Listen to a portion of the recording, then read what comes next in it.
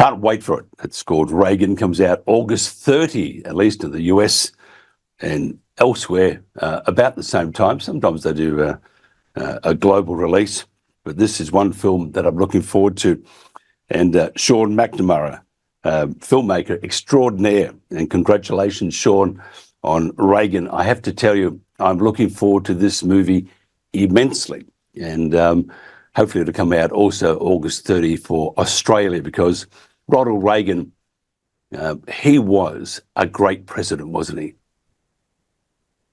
Well, first of all, thank you for allowing me on the show, Mike. And yeah, he was a great president. He was the first president I ever voted for when I was 18 years old. And my first job in the business, just bizarrely, was working on Reagan's inauguration in 1981. I was plugging in microphones in Washington, D.C. for it.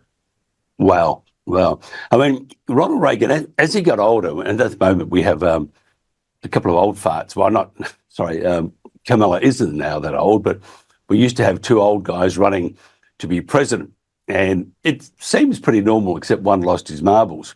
But the other guy, they trusted a whole lot.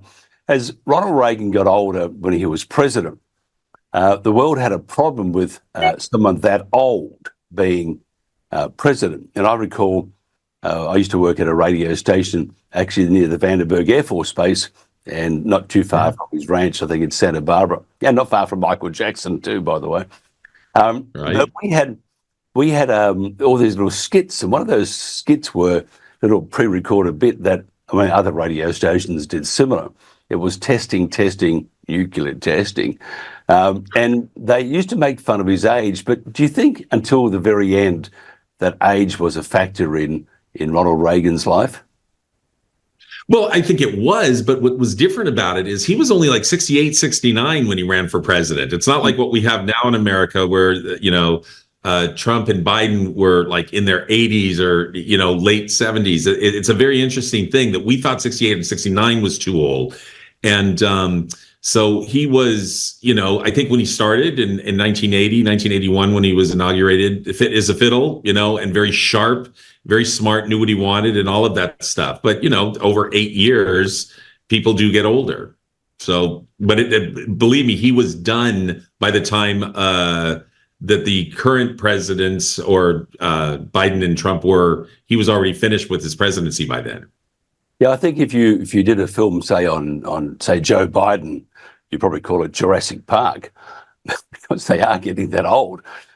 Which also you have to wonder about their cognitive abilities as they get older, no matter how sharp you say you are. I mean, you just age itself says you're not going to be that sharp. And I think the days of older presidents, we need to be a little bit careful because age does catch up on you. Tell me about the movie Reagan. First of all, Dennis Quaid, one of my all-time favorite actors. How did you decide on Dennis playing Reagan?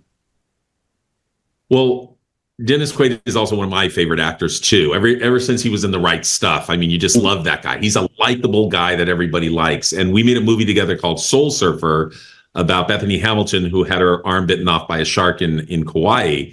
And so when it was time to make this movie, I thought, what about Dennis? He kind of looks like him if we did the hair. And he was very nervous about doing it at first. He loved Ronald Reagan. He thought it was an iconic character and didn't want to screw up the part. But we slowly lured him in. We first invited him to lunch. Then we invited him to the library so he could see Air Force One and Marine One. And then we invited him up to the ranch, like where you said, up by Vandenberg, but just north of Santa Barbara. And when he walked in the space, there was something about it. He just said, I think I can be this guy. I'm an actor. He was an actor, and we're roughly the same age when he was president. And we wooed him in, and then he finally asked his mom, and his mom said, you should do it. And then Dennis decided to do it.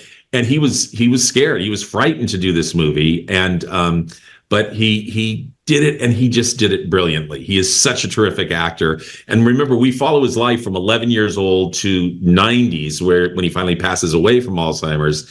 And Dennis picks up from when he's about 30, when he's an actor in Hollywood. So with CG, we kind of de-aged him for those sequences. then when he became governor and president, we let him be as he is. And then we used makeup to make him look into his 80s and 90s. And just a consummate actor. Dennis Quaid is just phenomenal in this movie. Nancy also was a very important part of his life. Do you think she highlighted the need to have, because they say behind every good man there's a good woman about to push that good man over a cliff. That's an next bit, but we don't mention that. But she was Nancy Absolutely. Reagan. I mean, Nancy Reagan. She was a truly magnificent person. Who was at the end? Who was the stronger? While Reagan was president, who was the stronger? Was it Reagan or was it Nancy, or were they just a team? Well, even Ron Reagan Jr. said his dad would never have been president without his mom, that she got him through that and put them there. And I think they were a terrific team, because imagine you have, half the country loving you, half the country hating you. So you need support. And I think Nancy Reagan was his support. And in the movie, we have Penelope Ann Miller playing Nancy Reagan, and she's just an insanely talented actress. And she just studied all of Nancy Reagan's books and just completely embodied her. And when you see the movie and you see the love story that they had, he used to write her a love letter every single day. So there was something definitely going on, that she was a positive influence in his life. But he was a bit reclusive too. He could go out, because he was an actor, get in front of the cameras and do the speeches. And he had a very strong idea. He was very much against communism from the point when he was like, a young man just getting into radio. He realized what was going on. And when he became vice president and then president of the Screen Actors Guild, the communists, the Russians, actually started tracking him. And that's kind of the fun of this story, is the whole story is told from the point of view of a Russian spy. And we got Jon Voight to play the Russian spy. And so it's an interesting way to go into Ronald Reagan's story from the point of view of the Russians, which when I read the script was the thing that hooked me. I want to tell this story. But it's not going to be a boring just Reagan story. It's going to be a whole intrigue of what they thought of him. And I just think that's what's kind of cool about this screenplay in this movie. Do you think we'll ever see another president like Reagan? His impromptu storytelling and his joke telling. The guy, he had this ability, and which I think that, except maybe Trump has an ability of such too, but the wooden president now, the stilted president, is what we generally get. Yet with Reagan, it was almost as if he was your neighbor or your father. Well, they called him the great communicator. And I think he honed those skills when he was a kid. He would speak in church, and then he got on radio, and he very quickly learned how to use his voice for radio. Then he became a movie actor, and he started doing movies. So I think that training got him ready to, if you will, perform to a certain degree. So he knew a good joke to open up a serious meeting was a way to crack the ice. And he understood communication. And I think that's what really worked for him. And I think, for all countries, when you get a charismatic personality who can tell a joke and smile and relate to the people one-to-one, I think we'll have that again. I think we've had it in the past. I think, Bill Clinton in the 90s had a way of talking to people. Barack Obama had a way of talking to people that you thought, oh, I could be their friend. I could have a beer with them, as they said. So I think, the future is bright. I think we'll find, years from now, people who still, you want to have a president that you feel like you could hang out with them and have a beer with them.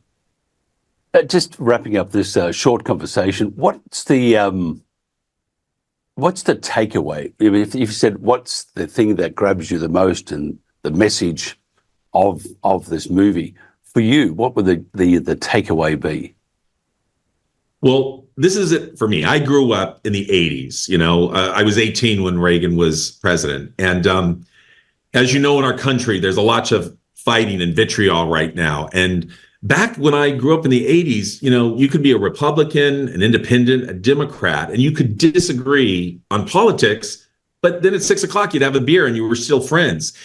I think we need to get back to that. Like, just vote for whoever you want, and then just like, I will learn from you and learn about policies and so forth, and they'll learn from me about policies and so forth. And I just think we need to get back to a world where if you're not on my side, you can't be my friend. In fact, Reagan says, and Dennis Quaid says in this, a 80% friend is an 80% friend, not a 20% enemy. We have to get back to being able to work with people we disagree with. Because if we just at least understand that all people are good people, and we may disagree with them politically or different ideas they have, the takeaway from watching Reagan is we get to watch him from a young boy to when he became a radio personality, an actor, head of the Screen Actors Guild, governor of California, and then retired, and then decided to go into being the president. Didn't win the first time in 76.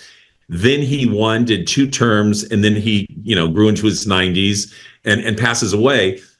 We need a time. I want people to walk away from this movie and goes, he was, whether you agree with his politics or not, and we definitely show the good, the bad, and the ugly. Like, he didn't get into the AIDS thing quick enough. He didn't, Iran-Contra. Like, we get into the bad stuff as well.